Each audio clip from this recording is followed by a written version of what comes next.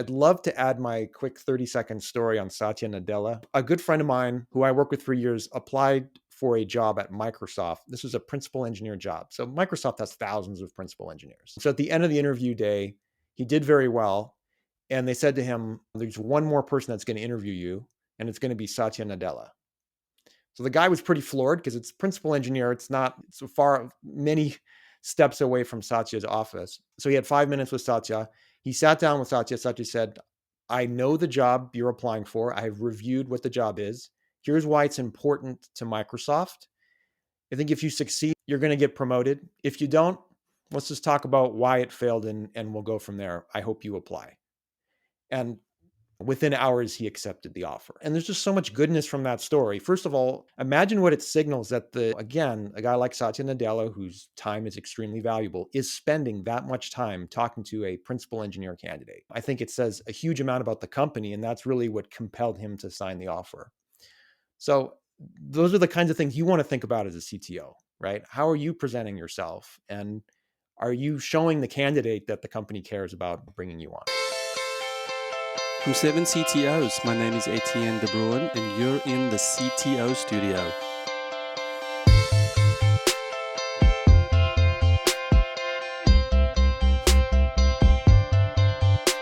We are talking about hiring. We spoke last time about this big hiring problem that the globe is experiencing. And we tried to take it out of la la land and abstractness into what is the actual hiring problem that CTOs are experiencing. Today, we want to think more about the actual hiring process. So just to jump in, Augustine and Paul, when you even hear the words hiring process, like what are the first things that come to mind? Certainly, I think for me, the first thing that comes to mind is alignment. Like one of the most important things that companies that do this well start with is the idea of aligning everybody within the organization on what they're looking for and how they're going to look for it. I think that's the number one thing. Yeah, I think for me, it comes down to building a team. I think too often we think of hiring as the act of finding an individual, and doing hiring without thinking hard about the team that we need is to me like the biggest fail that I see. So I like to think of hiring as the holistic thing of what role are we trying to fill within a larger kind of picture. Yeah, and something that we talk about a lot at 7 CTOs is this idea of stretching out the organization. The role of CTO being not what do we need next, but really how and to where and to how deep and to how wide do we need to stretch out the technology organization to be able to create the vacancies for the right people. And that requires that level of insight as to where we're headed, why we're headed there, and then to be able to start attracting the right people for those roles. I think that's exactly right. What's the larger picture? And what's the sort of edge of the company? I think this is so important, right? Like we really want our employees to be in service of the really the competitive advantage or the edge of the company, if you will, as opposed to just saying, thinking about it almost like a task list, like thinking, oh, we've got all of this work to do. Here's a long laundry list of things. And yeah, oh yeah, we need warm bodies to just attack this task list. And thinking more strategically about, well, is this list of tasks really about hiring people, or is it about thinking about how we farm out the work and how we think about that work strategically? One of the ways that we see this cashing out concretely day to day is what you said, Etienne, about being strategic about hiring and it being a multi-year process. What we see a lot is budget gets approved. It's a mad rush to fill the recs that you now have budget for. And look, doing things with either an inbound strategy or with something organic, well, that takes time to build that funnel and build that process.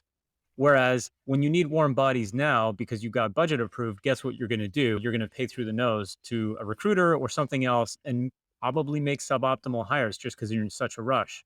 Again, like you said, Etienne, not thinking strategically about hiring. And this baffles my mind because if there's 200 companies, there are 200 CTOs that are like this. And need to hire stat. Suddenly there's an influx of cash. We have to find people. It's always seems to be behind the eight ball on this process. And that's why, Britton, I really wanted to just add some meat to these bones, because people like to talk about the hiring process. People like to complain about recruiters. People like to pawn off the responsibility of the funnel to internal recruiting teams or marketing departments. Why is it that we are so behind in a process that we seem to loathe as well? Maybe part of the answer is right there, because a lot of people see it as a thing they have to do as opposed to a source of competitive edge for their company. And when it's something that you're maybe not necessarily great at and it's something that you see as a chore, then yeah, it's just going to be a lower priority pretty naturally. Yeah. I love this is something I love to talk about, Etienne. I think to me the biggest thing that's broken that we need to think differently about is the way that organizational structures have settled for whatever reason over the past 20 or so decades. Almost every company has divided up the work of recruiting to an HR recruiting team. So what has happened, I think, a huge amount of the problem is just organizational. So you have this set up in most companies where you have the CTO, you have their technical organization, then you have HR, and HR has a recruiting department. And the transaction is that the technical team email their HR recruiter, and then it's HR recruiting's job to just source the resumes. And the technical team just literally just sits and waits for a bunch of resumes to magically appear. And that I think is a great starting point for what's broken and what needs to be fixed. As the only person with no experience in tech and being a part of this in a company, what I Mhm. hear if I really zoom out is that it sounds like people get really caught up in problem solving versus vision building. So the next hire Right. becomes just the thing to push someone through to get somebody there because there's some problem you have to solve versus what Augustine put in at the beginning, which is what's the vision? What are we actually building? What are we working towards? I think it's easy to get caught in a tactical, as Etienne was saying, in tactical mode where, okay, let's just get the next three hires and then we'll figure it out later. And you never do. You just keep rolling. With the teams that really do this well are the teams that are highly strategic and work on something just to make this practical for people listening to this. They actually have an opinion about their employer brand and their team brand in the CTO. So they actually think about who are we as an employer? What brand do we want to put out there? And they actually work on developing that brand so that candidates are attracted to it. Yeah, one of the things we always talk about at certified hiring is the idea that every company has to tell three different stories. They have to tell a story to their investors, they have to tell a story to their customers, and they have to tell a story to their employees and prospective employees. And marketing departments are really good at the second thing, telling a story to their customers. And investor relations and the C suite is usually really good at telling a story to the investor. But the story of the employer brand that Paul's talking about often just gets forgotten about. Or maybe you repurpose a marketing video and call it a recruiting video or something like that. And that doesn't work. It just doesn't. How often do you think, and speaking as a CTO type who's had to learn that I can't do everything myself, how often do you see this as a limitation in the CTO's mindset of, I bring value when I can do something. Mm. I bring value when I am the person with all the answers. This is something that I should be able to do. Yeah, I think this is a great point, especially when you're the company that size. Everything you've done up to that point has been because of your blood, sweat, and tears, right? A startup, you do everything yourself. And so it's very difficult to let go of that mindset. You built the product by yourself. And so why wouldn't you do everything else by yourself? The pivot that I think leaders have to make is go from building products to building teams. And they're not the same. They're different. You can use the same skill set, but they're different mindsets, and you have to think about those things differently. And right there is the challenge. You're bumped right into a different lane that maybe you weren't coached to be in throughout your career as an engineer. Yeah, exactly. I think you hit the nail on the head is as an engineer, you can go through engineering school or code school or anything else. You're not going to learn how to do that thing that you just described because you're evaluated continuously on how good you are technically. And when it comes time, you don't have to be a CTO. You can just be a senior engineer that has a junior person coming on their team, and your job a lot of it should be to get that person as good as fast as they possibly can. Speaking for myself, in some sense, it was easier when I was a trader and we hired a new person onto my desk. They were invariably smarter than I was. I'm just going to leave that out there as a fact. Impossible. And so it was true, right? These people were just definitely smarter than I was. However, I had more domain specific knowledge and experience than they did. And so it was my role. I felt very deeply. It became obvious because that's my differential advantage at work was transferring that domain knowledge to them and getting them in this sort of Socratic way, get spun up to the stuff that I know. And then they could take it farther than I could. And I think that mindset, which was a necessity for me at that time, is still, I think, the right mindset for a senior person, whether it's a senior engineer, a Mm, director, a CTO. yeah. You may have more domain specific knowledge either about the product or about the business or about the organization, the company, but it is your job to transfer that to somebody else so that they can do their job. Mm. I like to talk about when I do coaching, I talk about 4 levels of career development. I think this relates to hiring. So the first is contributing, and then you have managing, and then you have leading is number 3. Most people might top out at that level, but then the 4th level is representing. So that's the ladder you want to climb. I think for technical people, going from contributing to managing actually isn't that hard, right? Because maybe to use a metaphor, if you're a good car mechanic, you could probably supervise someone else repairing a car and say, no, you're doing that wrong, you're doing that wrong. Leading is different. Leading is creating the environment where success can happen. But then representing, I think, is really interesting. If you look at, to take a big example, like what does Tim Cook do? Tim Cook is in Washington half the time, like representing Apple, representing the interests of, he's not even leading, he's beyond leading. He's like at this point just representing the company. But even for smaller companies, $10 million companies, you still have to be out there representing your team. And that's what's going to help attract candidates. You have to be the face of the technical team to the world. And that's what's going to attract candidates to your group. What have you seen? Where are the hot spots in that hiring process where you feel like CTO is really stepping into a process here that was working until they had all these other ideas? So the first thing that comes to mind is being very self aware about what the top of the hiring funnel looks like for any given company.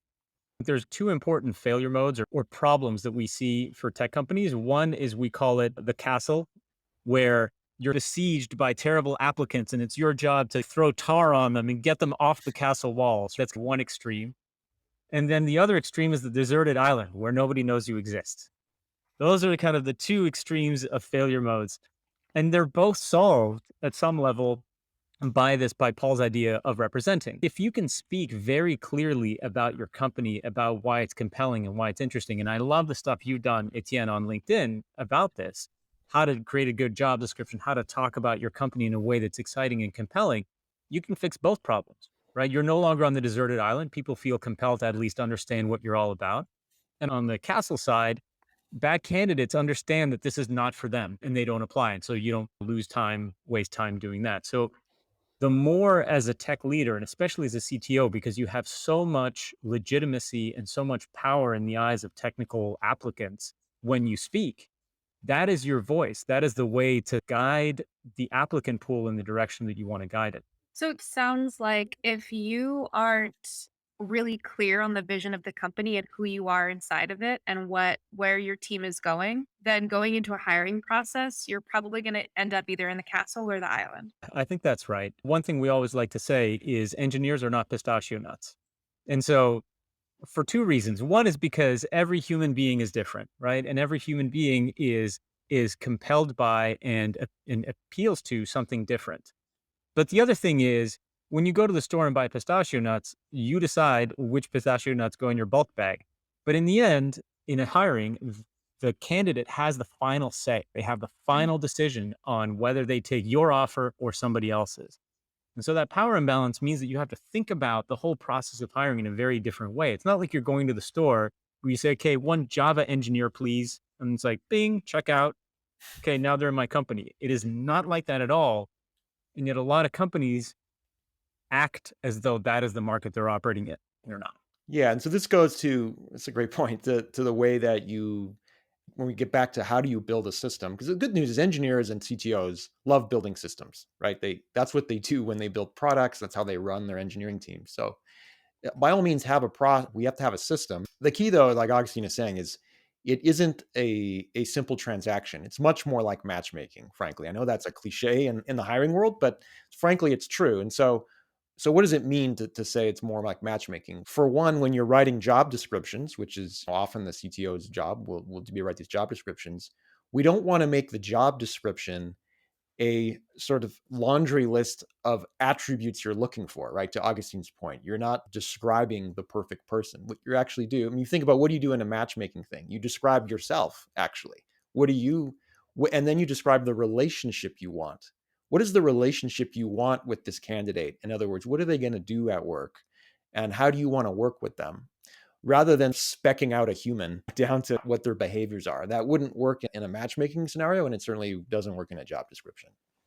And very concretely, check out whoever's listening to this, check out your job descriptions. If you have a sentence that looks something like, we are really interested in individual contributors who can also contribute well in teams, you haven't told me anything. And so that is empty words on a job description. There's dozens of other ways that this manifests itself, but be yourself, be opinionated on the job description. It's going to turn off some people. Fine. Those people weren't a match anyway. What you want to do is excite the people with whom your message resonates. And I just want to give both of you credit for the LinkedIn stuff I've been posting is stuff I've learned from the two of you. But you can just, if I am a candidate scrolling through the job boards, the LinkedIn's, the whatevers, and I'm curious about what is out there, what do I want to do? And I see some sort of shared post on LinkedIn was like, we're hiring or come join a great team. And then it's just a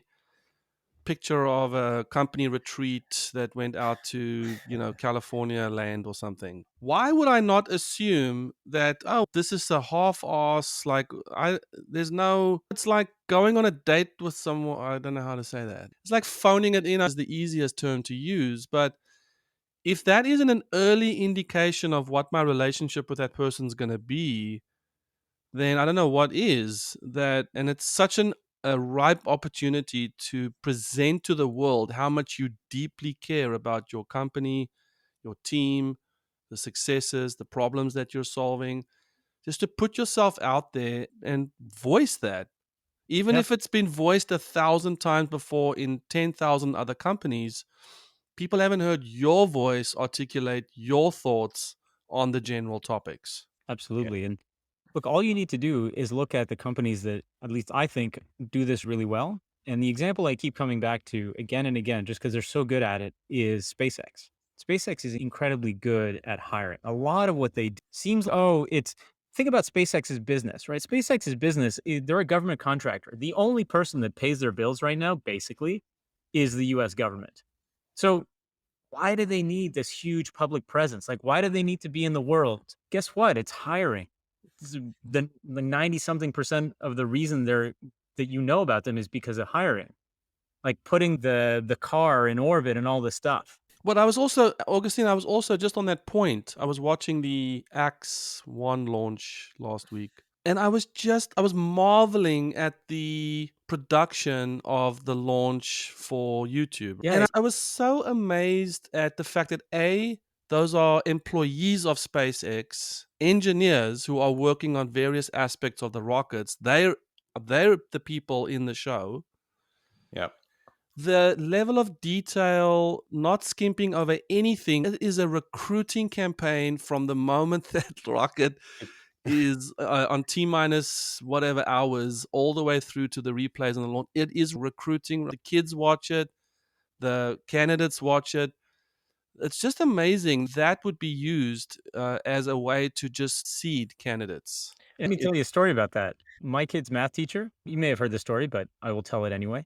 My kid's math teacher, I think he did chemical engineering and then he taught math. And when he was teaching my kids math, he was actually going back to university in his late 20s, going back to university. He's wife, he's got a kid, but he's going back to university to do a master's in aerospace engineering. And the reason he wants to do that is because he wants to apply to a job at SpaceX. So think of how powerful a brand this employer has, that somebody pretty smart has decided to dedicate at least 2 years of their lives in retraining just for a shot at that job, right? That's a powerful employer brand. Yeah. And frankly, I think there may be some people watching this that think the critique of this is about SpaceX. They have such like an incredible mission. But actually, I actually think it's true. And there's a lot of stats on it. LinkedIn themselves have some stats on this. And what the stats are, what the stats show is the number one thing candidates want to know is what are the interesting problems they're going to get to work on and who am I going to be working with? They want to see the faces and understand that. And I think Elon in particular understands that. We can look at Tesla. Like they did a whole thing called AI Day, which was hours, it's all on YouTube, of their engineer. Elon was there, but his engineers were there, like going through PowerPoints of detailed AI challenges they have, like way in the weeds. And actually, one of the investors tweeted to Elon, like, why are you doing this? This is, if anything, it's an IP leak because you're giving away a lot of details. And number two, nobody understands this stuff. Like it's gobbledygook to 99% of the population. Like, why are you doing it? And he, because I need, it's a recruiting tool. Like it's 100% what he's doing. And so you can do the same thing with your company. You can go on LinkedIn and do PowerPoints on what are the interesting problems. People are going to see your face. They're going to know what it's like to work with you. And they're going to learn the kinds of problems they might get a chance to work on. Or the business. We've worked with dozens of companies by now in shaping this message, and there's yet to be a company we've worked with that we couldn't find something compelling that appealed to a certain segment of the population. Right. Oh, we make billing software, like doctor billing software. Yeah, guess what? If you have ever had to deal with the healthcare system and billing, you're probably pretty compelled to fix that problem. Doesn't appeal to everyone, but somebody out there is like, I got to fix that problem. So to summarize, what I really hear the key components of an empowered hiring process is one is what's the full vision of the process? Like from start to finish, what do we actually want to achieve and what's the experience we want to have of this and what's our end Mhm. goal? And then it's clarity, really like clear exploration and details of what the person is walking into, what issues they might get to face and who their CTO is going to be, who you are in the process and who you're going to be in support of them. So Right. when I hear this, it actually sounds like the key components of storytelling. Like you need to Yeah. have a clear plot. You need to have clear characters. You need to have it clear what's the hero's journey going to be. That's so true. I love it phrased that way. And you're right, Britt. And just to put the cherry on top, you and your engineering team actually have to be the ones telling the story. You can't outsource this to your internal recruiting teams or some slick marketing job. What I mean is your face has to be on LinkedIn, just to be explicit. Your team has to be out there sharing this stuff because if your only interface with potential candidates is a sort of stale job description, your story won't be told, right? You can't tell a story in a job description. Yeah, it really perfectly aligns with our intention of this trimester, this tech trimester, which the main theme of it was attraction.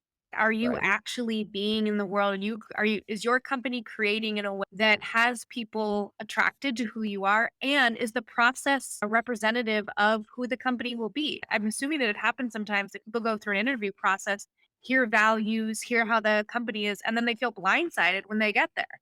So it sounds like there also is some good work to do is your culture and are your values represented in the hiring process? That's Yeah, right. The that's old bait certainly and something switch. we can which is probably something we can talk about maybe later, but is how do you create a hiring process and in particular an interviewing process that is honest about what you care about and serves as a powerful way to attract people, candidates. I mean, even if you reject a candidate, a great hiring process is one where even if you reject a candidate, they're going to go tell their friends, "Hey, I didn't get the job, but you really need to apply there." So how can we create a process like that? Yeah, and engaging on the mission. Just maybe to share an anecdote, we work with a client that was looking for a PHP developer, and their job description was very generic. In fact, what's interesting is their job description could have been for like 1,000 other companies or 1,000 other jobs. It was just must be a good coder. And we got to talk to them, and it turns out this company is works in the brewing industry, so they have software that helps brewers brew beer. And we're like, whoa, this needs to be in your job description. And this is the mission is you're looking for people who, of course, are technologically capable, but you want them to be aligned to your story, to your mission, which is to help brewers brew great beer. So that has to be part of the storytelling. Yeah, But I like to say this whenever I talk about this stuff, but it's the spec of PHP coding going to be satisfied by this candidate? And will they be successful inside of this organization, which is something I learned from someone at Amazon. So it's always Yeah. it's interesting how when this recruiting happens, all that emphasis is on the first, right? Can they do the job? Are you satisfied that Yes. they know what they're talking about? Are they doing this? Are they passing all the coding tests? But then that process of change management, massaging them into a new system, team equilibrium, all that stuff seems to be an afterthought that the hiring process doesn't prepare someone for. So I loved what you said about having the interview process actually be a transparent Yep. entryway into what they would be signing up for eventually. Yeah, exactly. Yeah, and that's where you get the really great results. If you can show people, look, this is what the job is going to be like and what the team is going to be like, and this is why we do it, then for one thing, they get a very good read on whether this is a fit for them. But the massive benefit is you get a way better read on how they would do for you and whether you want to give them an offer compared to here's reverse a linked list for the thousandth time or something like that, right? It's not getting the job done. I think what we've said is really you have to authentically understand what you're looking for and what your team needs. So there isn't one size fits all hiring process that's going to be great for everyone. But what Mhm. are some key like points or guidelines you would give people? Either here's where to start or here's where absolutely what not to miss. Are there any key Mhm. things that you would put in that you haven't said? Yeah. So for technical hiring in particular, and we'll say technical interviewing specifically, the number one failure mode that we see it again and again is interview processes over index on technical skills and under index on everything else. And there's a reason for that. Two reasons. One is because it's a technical job. Surely there's like a bar here that they have to meet, which is fine. But somewhat more importantly, technical skills are actually relatively easy to evaluate for, especially for technical interviewers that maybe haven't been very well trained. And so I can go into a room, spend an hour with somebody, figure out if they're a good JavaScript developer. But it's harder unless you're well trained to figure out how they work in a team environment, what their preferences are in terms of a work environment, what their ambitions are for their careers, how they're going to fit in with other people, et cetera, et cetera. And yet, again and again, and when you talk to people who have had to, let people go and ask, what was the reason that you had to let this person go? It is rarely the case that the answer is, oh, their technical skills weren't good enough. That is rarely the answer. It is almost always something else, something interpersonal, an issue that a lot of those you could have picked them up in the interview process. So I would say technical interviewing, over indexing on skills is the number one failure mode we see. And the way to avoid that is to have an interview plan. I know it sounds boring, but every company we work where we ask, what's your interview plan? And most companies, frankly, every hiring manager just wings it. They have their favorite interview questions, like, oh, I've been asking this question for years and I just love it. And some of the questions are quite bad. The problem is there isn't a systematic way to think about it. So I think to build on what Augustine's saying, you start your plan with sort of a list of skills that are must-haves, things that you need to evaluate, and then a list of abilities you're trying to evaluate. What kind of cognitive abilities, what kind of preferences are you looking for? Do they like working teams? Do they like an individual? And you just list them down in a spreadsheet. We're not going to get into details here, but the point is you can imagine having a proper plan of what you want to evaluate, and then you build questions around that plan. Then you come back and try to score it out. This is like so important. It actually, if you don't have an interview plan, you have to build one. And the other thing that we should talk about a little bit is the fact that there's a lot of biases involved with hiring, and it's these biases are unconscious. They affect all of us. Engineers are certainly not immune to them at all. And that's the other reason to have a plan, frankly, is you will fall prey to these biases. We tend to want to hire people that are like us, and you'll fall into that trap over and over if you don't have a proper plan. So what would someone do if someone hears this, Paul, like, and they're like, Mhm. oh, I've never thought about that. I need to get on that. What would they go Yeah. do to learn about their biases? What would you suggest? Yeah, there's lots of ways to learning about biases in general. There's lots of good writing about them. But I think, again, your defense against biases is to have an a priori plan. There's something that I like to call the car dealership effect, which is you're like, okay, you have it in your head that you're going to buy like a Toyota Camry, right? And so then you go to the dealership and man, they've got a really nice sports car there, or actually, oh, it's a pickup truck. And man, look at this truck, it's trimmed out, and you come home with the pickup. That happens over and over again in hiring where we think we know what we want. And then when the candidate's in front of us, we're like, I have to have this person. And that's a bias right there. Like you're just falling prey to you're being in the moment. So the way you avoid the car dealer effect again is by having a rubric by which you're going to really evaluate the candidate. And so then you're sure you're going to come home with the candidate that you need. Is there anything you're still seeing in the hiring process that we just need to take out? Is there something that a lot of companies are still doing that's irrelevant at this point? Word coding, let's get rid of that. Ghosting candidates, let's get rid of that. If you can't commit to getting back to a candidate in a decent amount of time for every single candidate that applies to your positions, you have no business doing what you're doing. I love that. I can't tell you how many colleagues or clients I have that just never hear back from the people. And by the way, like throwaway people. you know what a lot of CTOs say in response to that? It's not my fault, it's HR's fault. And I don't buy that excuse at all. It's up to you to make the org work with partners in your organization to make it work. I can't tell you the number of VPs of engineering have told me it's HR's job to give me the resumes. It's their job to write back to the candidate. If it isn't working, you need to go in and make internal change so that it does work, right? You can't wash your hands of that problem. It just constantly brings me back to we are over optimized, overly fine tuned to lean, sort of dry code, managing resources, doing more with less. And it just absolutely translates for me into this hiring process, which needs to be fine tuned in the other direction: juicy, delicious, conversational, Yeah. time consuming. Did I say relational? Like it's just the other end of the spectrum. And so this is why I keep coming back to the person in the role of CTO who has to be the catalyst for change in that process. And yeah, it goes against the way we are fine tuning our software delivery process, which is meant to get rid of waste, when the hiring process is engaging with a lot of waste because you have to talk at length with a candidate who ends up not taking the position. Then you're like, okay, that was a waste of time. It really was. Yeah. And as far as time management goes, I love this as a quick self check. So if you're listening to this, just ask yourself, how much time are you spending on recruiting and hiring? Just look at your calendar.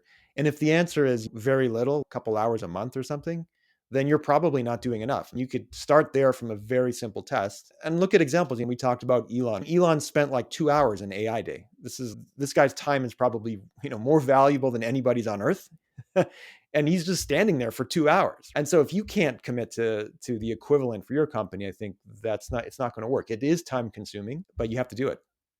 The other thing is, Etienne, I'm sure there's a CTO out there right now telling themselves, yeah, it's great. It's great you say about having to get a very differentiated blah, blah, blah. But look, I just need an Angular developer to just knock out this thing. That's all I need.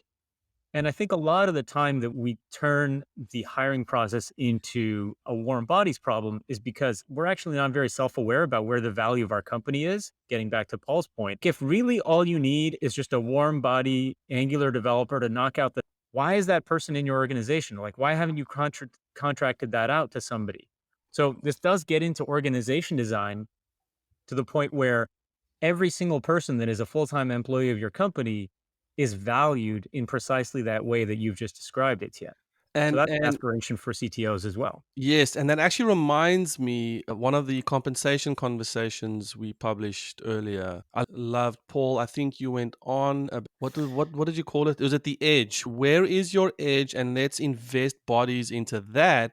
That's right. And let's not over hire on the tactical thing that almost 80% of SaaS companies are doing out there, right? That's exactly right. You hollow it out. And look, if you want to understand this better, just look at trends like over the last 20, 30 years. We used to, for example, if you want to get technical, we used to have, for example, on-prem servers, right? And so we used to hire teams of people to manage, servers. And then we realized we can just farm that out to the cloud. We don't need to be specialists in managing servers anymore. And so that trend continues. So what you want to do, don't spend your high value employees' time on things that aren't contributing to your company edge.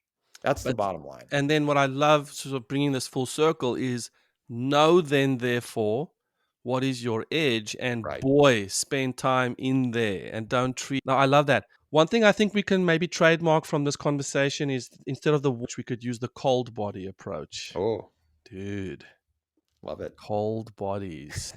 So ultimately, the thing I hear the most resounding from this conversation is like my Shakespearean brain was just like, know thyself. Like you really have to know like where you are in your company, what's going on. So curiosity is huge. If you notice you're about to be in a hiring process, the first place maybe you should stop over is curiosity. Mhm. Why are we hiring this role? Like all the questions. And then a ton of ownership. Who are we? Who am I? Who are we going to be about this? What is our value? How do we bring it into it? So it just sounds like you really have to be clear and like centered in the company to have an empowered hiring process, or else you might just keep repeating the same thing over. And That's right. there's this thing of, as you said that, Brett, I was reminded of it's almost, there's that consensus in the meeting when it's, oh yes, okay, let's go and hire for these people, and then off you go. When really what we're saying is, no, then at that point turn around and quickly revisit, who are we, why are we, what are the values. And it's not just like you have your marching orders, go and find these people. It's, let's turn back around and revisit the big why. Is it inside of our edge? Is it outside? And have those conversations to save that time later Yeah, on. and it lets you open your mind to candidates you wouldn't have otherwise considered. We worked with a company where they said, yep, for this backend engineer role, Java is a hard requirement. We absolutely need it. And I pushed back. I said, listen, I give you an engineer who knocks it out of the park on all these other things you care about. They've been working in C++ for 10 years and have expressed an interest in learning Java. You're just going to turn them away? Hang on a sec. Maybe then how hard a requirement is it? What are we looking for? What are we optimizing for? A lot of the times you'll hire a database admin. MySQL experience absolutely required, must have MySQL experience. And then 9 months later, you're like, you know what? We're moving to I love okay. that. So I what love was that it. all about? And this is what we're saying, is that the know thyself conversations could actually impact the spec that you write. And you might Right. call that dreadful. This person has to excel at 23 things. Yeah. Like, okay. Must have a 20-year experience in React, which is 5 years old. The other reason to know thyself is, again, because it's matchmaking, you're going to have to work on making yourself attract. This isn't a one-way thing. They're looking at you. So if you don't know what's attractive about you and your team, you're not going to attract anybody. And the way this manifests itself is just in trading. This is how it works all the time, is adverse selection. So let's say that you interview 10 candidates and the top 2 candidates, they get 9 other offers. The middle 6 candidates get 1 other offer and the last 2 candidates get 0 offers, right? Let's say out of these 10 candidates, you obviously want to make an offer to those top 2 candidates, just like the other 9 other companies will. Maybe you'll make an offer to the ones in the middle, and maybe you might screw up and make an offer to the ones that you don't want. The point is, starting out, your chances of getting the superstar candidates are only 1 in 10 because they've got so many other offers. And the people in the middle, maybe they're going to flip a coin and pick your offer or somebody else's. And those bottom 2 candidates, like they're jumping at your offer because it's the only one they have. So in hiring, it is always an adverse selection world. You are always going to get a slightly poorer fraction of the candidates that you make offers to because the good ones have options. And so the way you counteract that, the way you fix that adverse selection is by being so compelling that candidates don't see 10 other offers. They just see this is the offer. So good. So good. I love it. Adverse selection. Whole chapter in my book. We wrapping up? Yeah. Anything, Paul or Augustine, that you haven't said that would be a last? This is something, a do or don't, or even where someone could find more information that you posted, or this book you speak of, Augustine. You could go to certifiedhiring.com. A lot of the stuff we talked about today is somewhere on our blog. I'll give you some idea of that. But I think big picture, the thing is, Get excited about this. This is the future of your company. The barriers to entry in software are actually relatively small. The thing that is your durable edge over time is the people that walk in the door every day. So get excited about getting the right people in the door. Yeah, and just understand that it's actually central to your job. Again, it's that pivot from being that technical product builder that Etienne was talking about to thinking more like a team builder and a representative of the organization. That's how you have to think. Yeah, so good. Thank you, gents. Sure. That's fun. Britt, thank All you. right. Yeah. We will see you soon.